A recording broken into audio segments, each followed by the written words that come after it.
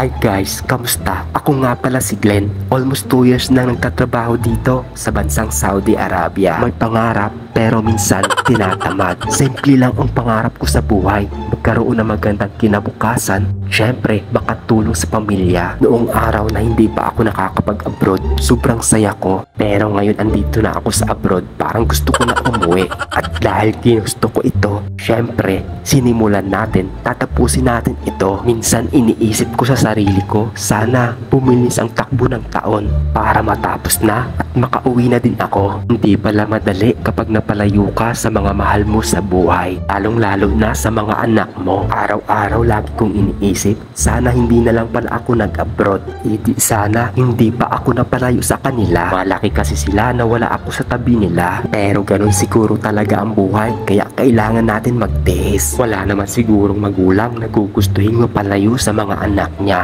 kung para naman ito sa ikabubuti nila. Kaya bilang isang magulang ay gagawin ang lahat para mabigyan lang sila ng magandang kinabukasan. Pero minsan talaga kapag hinomsek ka, ang hirap talaga kalabanin. Kahit gustuhin mong i-enjoy ang sarili mo, imumukmuk mo na lang sa kwarto dahil wala ka naman pwedeng lapitan para i-comfort ka. Pero nga dahil OFW tayo at malayo tayo sa ating mga mahal sa buhay, kailangan palakasin ang loob at huwag magpapatinag sa homesick. Kaya kung ikaw ay OFW kagaya ko, huwag kang mawala ng pag-asa. Basta lagi ka lang nagdadasal at nagtitiwala sa sarili mo dahil hindi naman tayo pababayaan ng ating amang makapangyarihan. Hindi tayo bibigyan ng pagsubok kung hindi natin ito kakayanin. Kaya huwag tayong mawala ng pag-asa habang nabubuhay tayo at naitutuwid natin ang ating mga paa. Magpasalamat na din tayo dahil kompleto ang mga katawan natin at malayang magagawa ang mga gusto natin. Inaamin ko sa sarili ko na hindi ako paladasal, pero buong puso at pananampalataya ko ay isa lang ang pinagkakatiwalaan ko. Ito ay si Panginoong Hesukristo. Naging masyadong madrama na nga pala yung kwento ko. Basta ito lang yung masasabi ko sa mga kapwa ko OFW. Habang malakas pa tayo at kaya pa natin magtrabaho, laban lang para sa kinabukasan ng ating mga mahal sa buhay.